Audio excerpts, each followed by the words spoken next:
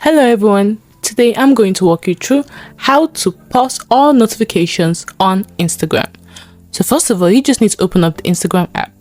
You click on it, then you click on your profile, which is at the bottom with your pic. Once you click on that, you tap on the three lines at the top. Then you scroll down to notifications.